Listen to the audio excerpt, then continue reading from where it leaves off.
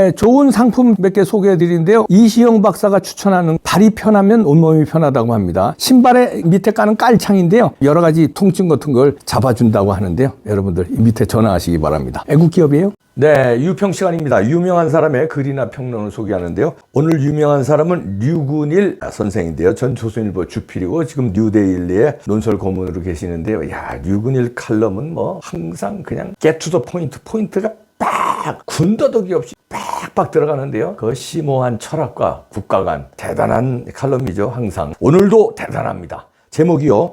우크라이나에 과감하게 무기 지원하라. 비살상 토달지 말고. 깔끔합니다. 부제목은요. 6.25 때 비살상 조건 달았더라면 한국은 어쩔 뻔? 핵 있다고 마구 침략한 러시아는 반문명 조폭국가. 문명국가 위협하는 중국, 러시아, 북한에 맞서 싸워야 대한민국. 일단 그대로 읽어드립니다. 왜 러시아와 당당하게 맞서지 않나? 윤석열 대통령은 히로시마 G7 정상회의 2023에서 블라디미르 젤렌스키 우크라이나 대통령과 양자 회동을 하고 지원을 약속했다. 이 외교는 문재인 시대의 북중러 전체주의 추종과는 정반대되는 행보였다. 아익은 아니면서도 중국, 러시아의 보복을 염려하는 일부 신중론자들과 중간적 입장과도 충돌할 수 있는 행보였다. 이들은 윤석열 외교가 자칫 모험주의에 빠질 수 있다고 비판할지 모른다. 그러나 또 다른 관점에선 그것은 과감하게 시도할 만한 전환이라고 평가할 수 있다. 1945년에서 89년 사이에 세계 정치는 자유주의냐 공산주의냐의 동서냉전이었다. 이 싸움이 1989년 소련 붕괴로 끝났다. 프란시스 후쿠야마는 역사의 종언을 선언했다. 더는 싸울 일이 없으리라는 것이었다. 그러다가 2001년 9.11 사태가 일어났다. 글로벌 자유민주주의 체제에 대한 낙관론이 무참히 깨진 순간이었다. 세뮤얼 헌팅턴의 문명 충돌론이 더 큰 설득력을 발휘하는 듯도 했다. 조지 부시 미국 대통령은 헌팅턴과 후쿠야마의 패러다임을 섞어 세계를 선의 문명, 굿 시빌리제이션과 악, 이블의 세계로 갈랐다. 악의 세계는 빈라덴의 알카에다 테러리스트, 이란, 시리아, 사담 후세인의 이라크 같은 국가를 뜻했다. 6.25 핵심 주축 소련, 러시아와 중공, 반문명국가 선두로 등장. 최근엔 우크라이나를 침략한 푸틴의 마피아 국가와 대만 해협을 위협하고 남중국해와 인도태평양 통행의 자유를 침범하고 한미일 반도체 기술을 훔치고 디지털 권위주의를 자행하고 신장 위구르족을 탄압하고 세계 곳곳에 비밀 경찰서를 두는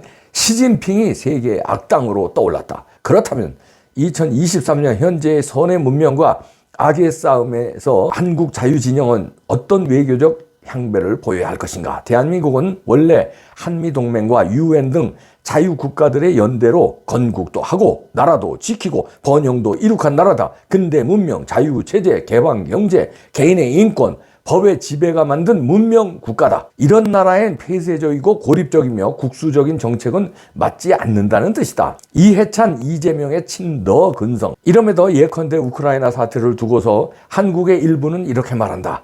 우크라이나는 우리가 신세질 게 없는 나라, 러시아가 보복할 것. 이해찬. 국익에 심각한 위해를 가할 것. 이재명. 이런 식이라면 스탈린, 마오쩌둥, 김일성의 6.25 남침 때 대한민국은 지도상에서 지워졌어야 맞다. 이런 식이라면 우리는 북한 핵에 대한 한미 핵협의그룹, NCG, 누클레어 컨설테이티브 그룹 창설, 전략 핵잠수함 등 미국 전략자산의 정례적 전기 확대, 북한 핵 정보 공유, 핵연합훈련을 요구할 지렛대도 자격도 잃을 것이다. 이런 국제정치적 국익 타산에서라도 윤석열 대통령은 젤렌스키 우크라이나 대통령 내외에게 협력을 공언했을 것이다. 세계 중추국가 한국, 오늘의 방산 수출국 한국에 걸맞는 선택이었다. 품앗이 없이 수학 없다. 우크라이나전은 문명 대 반문명, 거대 전쟁의 전초전. 문제는 비살상이라는 단서를 다는 게 굳이 필요한가란 의문이다. 외교적 방편임은 물론 알만하다. 그러나 약소국 우크라이나에 대한 푸틴 러시아의 무력 침탈은 그렇다면 외교적이었나? 6.25 남침 때 미국과 UN 지원이 만약 비살상 조건이었다면 한국은 어쩔 뻔했나? 미국 월스트리트저널은 5월 24일 한국이 우크라이나에 지원할 포탄 수십만 발을 미국으로 옮기고 있다라고 보도했다. 실제 상황은 이미 전 세계가 다 들여다보고 있다는 이야기다. 대한민국 이제는 규범에 기초한 세계 질서를 힘으로 변경하려는 악당에 대한 선의 문명권 대열에 당당하게 가담해도 되지 않을까? 야, 이렇게 유근희 선생이 일갈했는데요.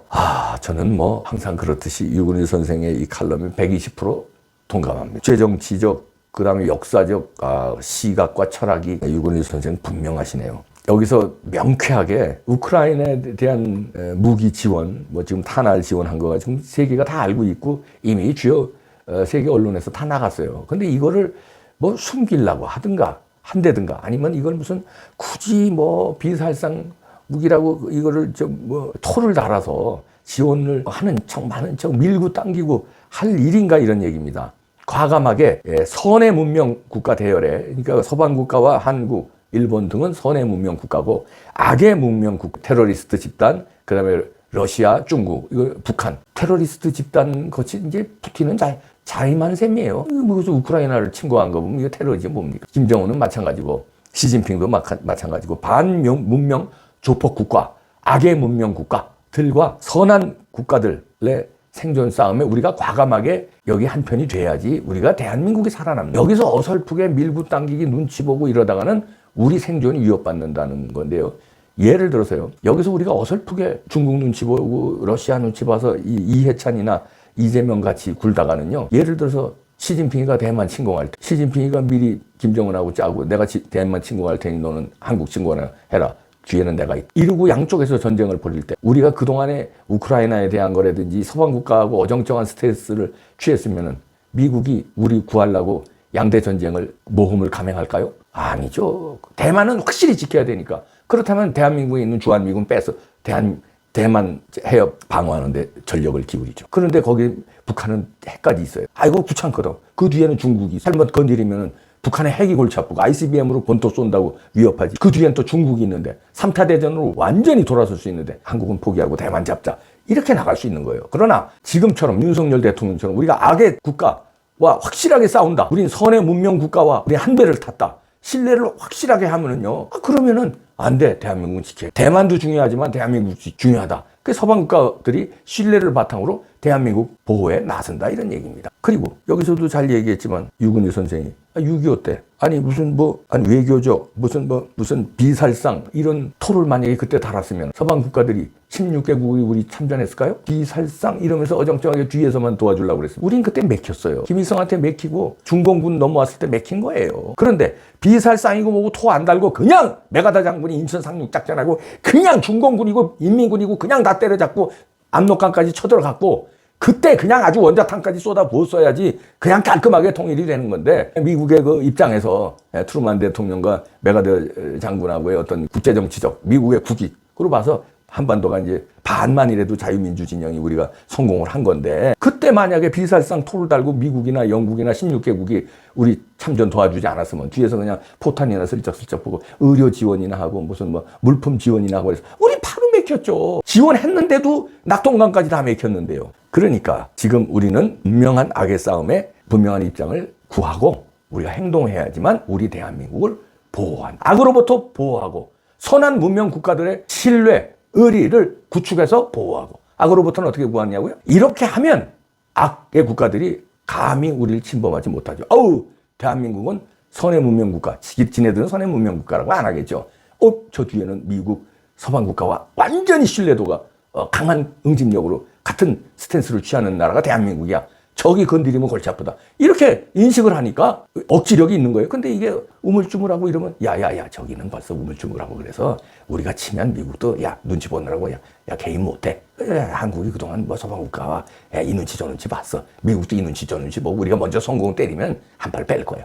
이런 잘못된 사인을 주는 거죠. 그러니까 일석이조 위해서라도 강력한 선의 문명 국가와 한 배를 타고 악의 문명 국가를 과감히 싸울 각오를 하고 비살상 무기 이런 거 토달지 말고 화끈하게 우크라이나를 무력 침범한 푸틴은 우리는 용서할 수. 푸틴이 물러나면 우리가 푸틴과 함께 협력해서 여러 가지 국익을 도모할 수 있다.